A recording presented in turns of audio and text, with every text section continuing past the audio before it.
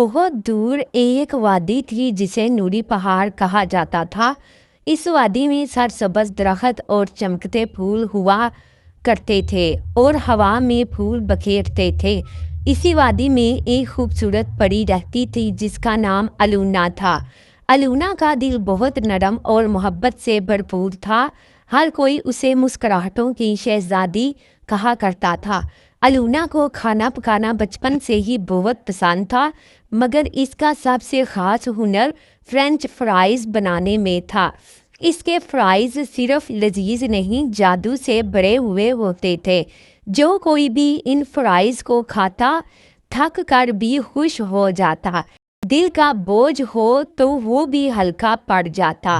Alone نے سوچا کہ یہ خوشی سب تک پہنچنی چاہیے، اسی لیے اس نے ایک چھوٹا سا ہوٹل بنانے کا فیصلہ کیا۔ مگر یہ عام ہوٹل نہیں ہونا تھا، یہ ایک ایسا ہوٹل ہونا تھا جہاں دل بھی مطمئن ہو جائے، روح بھی مسکرا اٹھے۔ ہوٹل کا نام تھا لائٹ کرسپ کیٹل۔ ہوٹل کے دروازے پر چمکتے ہوئے ستارے ٹنگے ہوئے تھے اور فرش چاندنی کی روشنی سے بنا ہوا تھا۔ جب کوئی اندر آتا تو ہوا خود اس کا استقبال کرتی، خوشبو ایسی کہ لگتا تھا بہار نے سانس لے لی ہو۔ وادی کے لوگ حیران رہ گئے، اتنا پیارا ہوٹل انہوں نے پہلے کبھی نہ دیکھا تھا۔ لیکن اصل حیرت تو انہیں تب ہوئی جب انہوں نے فرائز کا پہلا نوالا لیا۔ کچھ دیر تک وہ بول ہی نہیں سکے، وہ دل سے ہنسنے لگے۔ کچھ کی آنکھوں میں خوشی کے آنسو آ گئے، کچھ نے پرانی تھکن بھلا دی۔ ایسے لگا جیسے دل میں روشنی اتر رہی ہو۔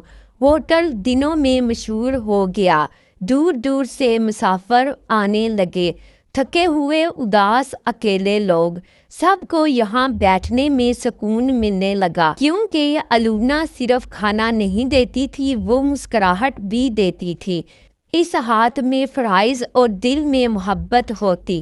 اس نے کبھی بدلنے میں سونا نہیں مانگا، صرف شکر گزاری اور مسکراہٹ۔ اسی لیے سب کے دل اس کے ہوئے اور آسمان تک فرشتے خوشی سے جھومتے رہے۔ ایک دن ایک بوڑھی عورت ہوٹل آئی، وہ بہت تھکی ہوئی تھی، اس کی آنکھوں میں اداسی کا طویل سایہ تھا۔ الونا اس کے پاس گئی اور پیار سے بولی، یہ لو، دل روشنی سے بھر لو۔ عورت نے فرینچ فرائز کھائے، اس کی آنکھیں آہستہ آہستہ سے بھیگ گئی۔ وہ بولی، یہ صرف کھانا نہیں، یہ تو شفا ہے۔ الونا نے مسکرا کر اس کا ہاتھ تھاما اور کہا، محبت میں سب شفا ہے۔ خبر پورے نورستان میں پھیل گئی۔ ہوٹل اب صرف ہوٹل نہیں، یہ ایک چھوٹا سا معجزہ بن گیا۔ لوگ یہاں ہنسی لینے آتے اور امید ساتھ لے جاتے۔ فرشتے بھی رات کو آتے اور چاندنی میں دعائیں دیتے۔ الونا آسمان کی طرف دیکھ کر شکر ادا کرتی۔ اسے احساس ہوا کہ دل کا کھانا ہمیشہ جسم کے کھانے سے زیادہ ضروری ہوتا ہے۔ وقت گزرتا گیا، ہوٹل کی روشنی کم نہ ہوئی، بڑھتی گئی۔ ہر دن کوئی نہ کوئی نئی مسکراہٹ جنم لیتی۔ الونا کو اب سمجھ آیا، اصل جادو تیل اور آلو میں نہیں تھا، اصل جادو اس کی نیت میں تھا۔ محبت کی گرمی ہی وہ چنگاڑی تھی جو دلوں کو روشن کرتی، اور اس لیے ہر چہرہ چمک اٹھتا۔ وادی نے ایک نیا نام پایا، مسکراہٹوں کا دیس، اور الونا بن گئی خوشی کی پری۔